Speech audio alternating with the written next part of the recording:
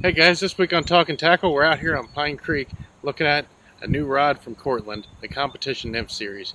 Right here I'm fishing a 10'6" 3-weight. I've been having a lot of fun with it this season. Overseas they've got a lot of great techniques for nymphing, and a lot of them are starting to come back into the US. The Czech nymphing in particular is one you've probably heard of.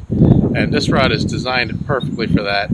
We've got it matched with the Cortland Competition braid core line. This line is very, very sensitive, so what we're doing is keeping a nice tight line, and we can feel every little bump down there. If even a little chub or bluegill picks it up, I can feel that on this line. The rod's super, super soft, so we're fishing these light lines, 5X, 6X tippet, especially clear water like this, and I can make sure that tippet's going to be protected and I'm not busting off fish setting the hook, even when we're hooking into some bigger fish. This has been a really, really fun rod. I've been fishing it for about a month now, and just had a blast catching some really nice rainbows and browns here in Pine Creek. Now, a couple things you want to note when you're looking at putting one of these setups together. You notice this is a much larger reel than a 3-weight. I'm actually running a 6'7" reel. The nice thing with this is it's going to be a bit heavier, but it's going to balance the rod out. So when it's sitting in your hand like this all day, you're not going to have as much fatigue.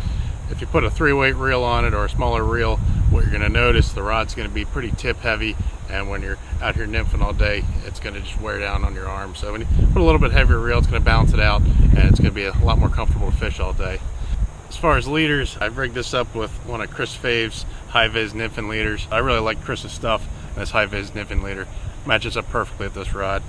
What we've got here is a 9-foot leader, and I've modified it just a little bit.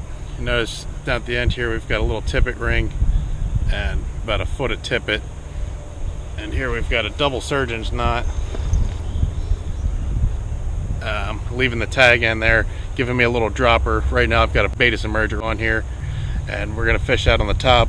And at the very end we've got a little heavier nymph, a little bigger nymph. Today we're using a hare's ear. Depending on what's coming off or what stream you're fishing, you can modify that, but basically we're putting the bottom one as the heavier nymph just to keep it down there, and then the other one's going to be floating up higher like an emerger or a nymph stuck in the current.